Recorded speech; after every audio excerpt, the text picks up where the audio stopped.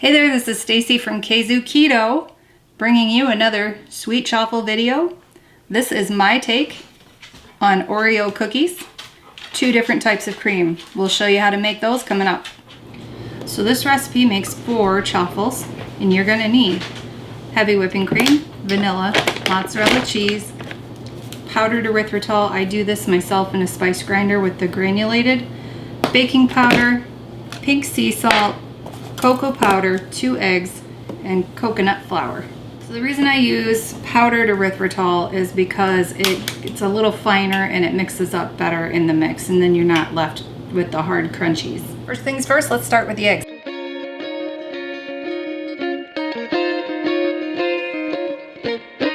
So I typically mix everything up as I put it in, just to make sure it's all completely incorporated before I put in the next item. And I want to put in all my liquids first so I can make sure that they get all mixed up. I have 1 teaspoon of vanilla.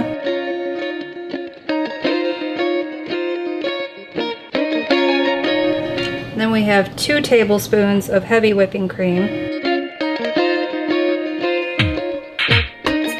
Half a cup of mozzarella cheese.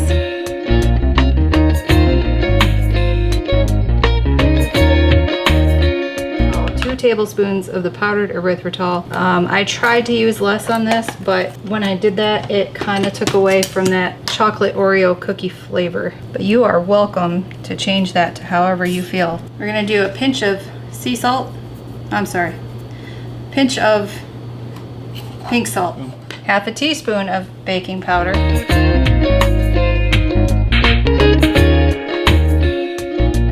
3 tablespoons of cocoa powder.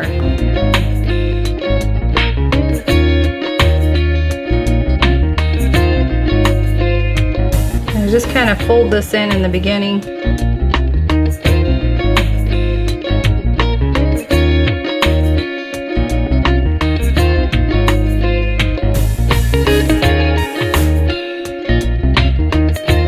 And last item is 1 tablespoon of coconut flour.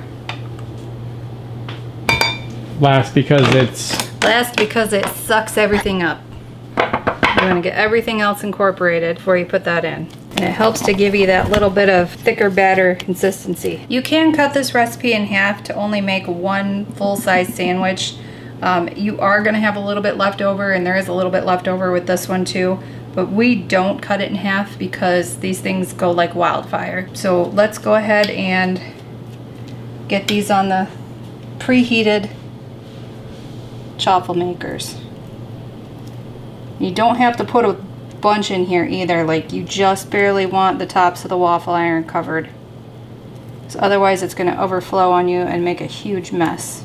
Part of the reason it's overflowing is because of the baking powder you added, right? Yes.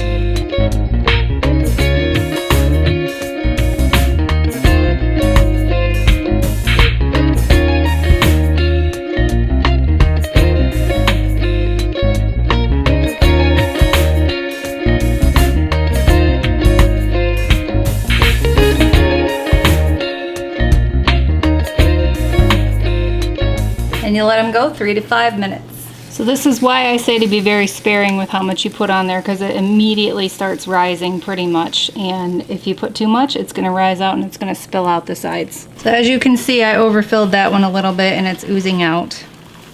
So I'm trying to avoid a huge mess by cutting it off at the pass. Time to take it off. Wow, that is pretty. Look how nicely it comes up. Texture is awesome. We'll get that off of there and we'll put it on the cooling rack. You mean the drying rack? As Greg would call it, the drying rack. It's a drying rack, guys. Come on. So the reason I call this a drying rack, just so you guys know, is because usually the meat that I'm putting on it, to dry it because it's wet. But I suppose if you're putting hot things on it and you want it to cool.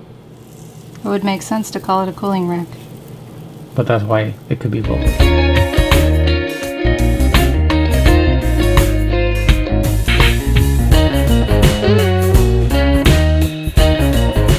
Reach all the way to the edges, that's fine. That just means it's not going to spill out on you. And it also means you'll get a few more out of it. These are good even without the cream filling.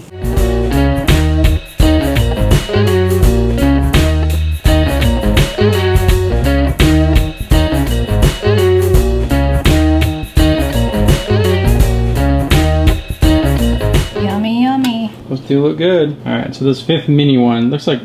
Well, so it depends on how you fill it. If you're a little more conservative with the batter, you'll get more. Otherwise, you're gonna end up with, now this I'm getting 5 full size. The last time I made it, I got 4 full size and 1 dinky one. I'm getting 5 full size and 1 dinky one.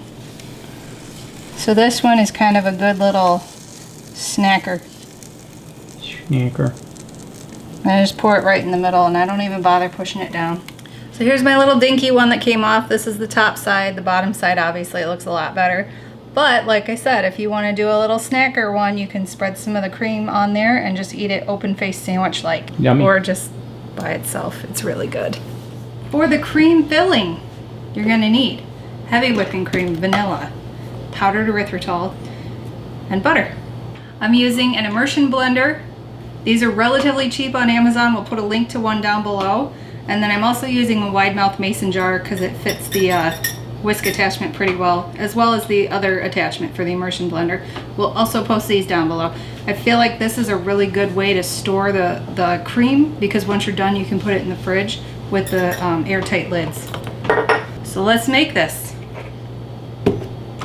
First thing you're gonna need to do is soften your butter. Now if you have the soften setting on your microwave, go for that. Otherwise, I would put it at 50% power for about 1 minute and 25 seconds. Lucy. Is it chaffle time yet? Is it chaffle 30? No, it's time to go outside. Chaffle dog out of the house. All right, so we got our softened butter slightly melted. That's okay. It's not coming out. That's Get what that he in said. there. Dump that in there. Again, that was 5 tablespoons. And then we'll put in 2 teaspoons of vanilla.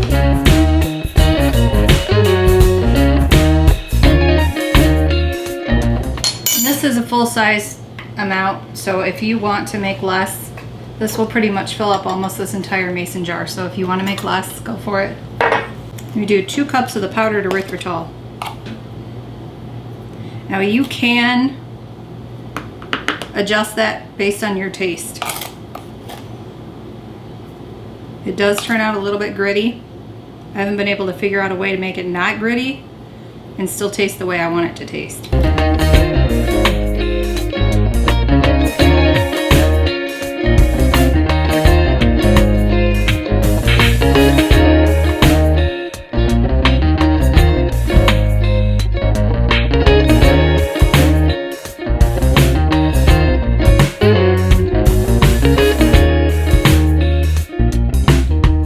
4 to 6 tablespoons of heavy whipping cream. It just depends on what your preference is as far as texture goes.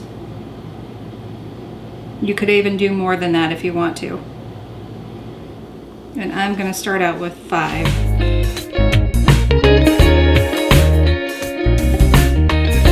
Are they done yet? She's going to wait. She's gonna wait.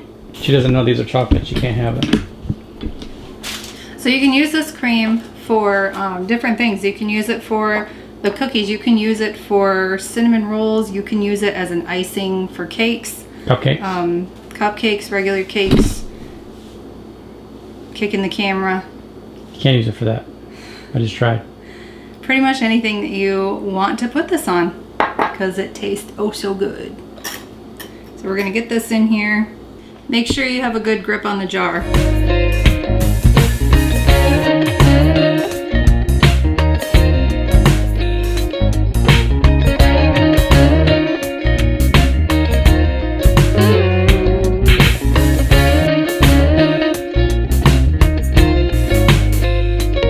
Show you what it does if you don't grip the jar well enough. Disaster. Disaster. How long you gotta mix it? Until it gets to a frosting-like consistency. Again, you can add more. You can add more in there if you want. whipping cream. But I'm happy with this, so 5 tablespoons is good for me. And how long did you mix it? Probably a minute to a minute and a half. Okay. So here's our sweet cream filling. Fun fact about Oreo is the FDA will not allow them to put cream on the bag, cream, C-R-E-A-M, because there are no dairy products in it. So they have to spell it C-R-E-M-E. This is cream. This is also cream, but with added peanut butter powder. I put in, and this is a sugar-free PB Fit. We'll put a link to this down below if you're interested. Sugar-free peanut butter powder, 4 tablespoons, makes a super delicious peanut butter cream filling. You can also do cocoa to make a chocolate one. I didn't opt for that right now. Or if you have any kind of extracts, any kind of like fruit flavored extracts, you can put anything in there. You can do so many different things with this base recipe. So let's make up some of these sandwiches and try them out. It's super fluffy. So I'm gonna say you're gonna put probably equivalent of about 2 tablespoons on here. All right, there's 1. Now let's make up a peanut butter one. And you can put however much or little on this as you wish.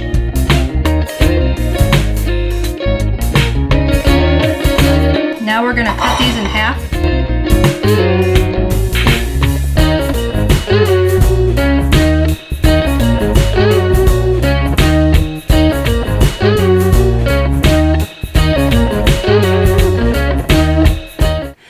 All right, so we have our chaffles cut up into 3. We're all gonna try, and this is our friend Dan. You've probably seen him in a previous video.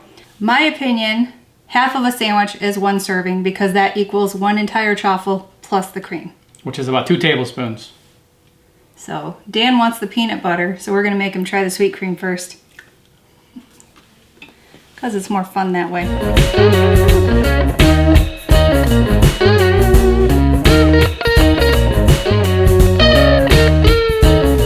Tasty. And you'd never know there's mozzarella cheese in this. You wouldn't know. They're good, actually. For Really somebody good. who's not on keto, they're awesome. Thank you. And he takes the biggest one. Hey, they're on diets. Lifestyle.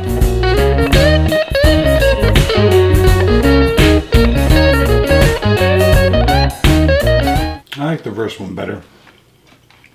I like the peanut butter. You're wrong, but that's okay, because you made them. I love the peanut butter. I think I like the first one better too. But I'm not a huge peanut butter about you. Peanut butter cookies are my favorite. But that's what kind of almost tastes like. But if you're going to make an Oreo, that's the other ones. Yeah. Well, so funny story with that. You know how Oreo has all these different flavors? I've resisted them all.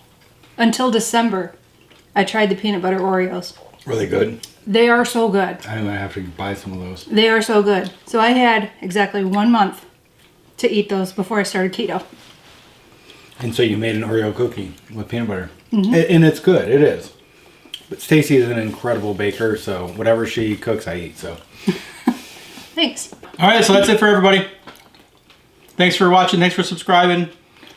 And until next time. Stay keto. Stay keto. Don't take my line. No, okay, do it yourself then. All right, so tell me about these. What am I eating today? It's cookies and cream. I see 2 different kinds of Chaffle. filling. Peanut butter filling and I want the sweet peanut butter cream ones. filling. You're going to eat both of them. Stop it. All right. I'm going to hurt you in a minute. I want. You will get it. Just wait. This is your penance. And I'm not on a diet. It's gonna be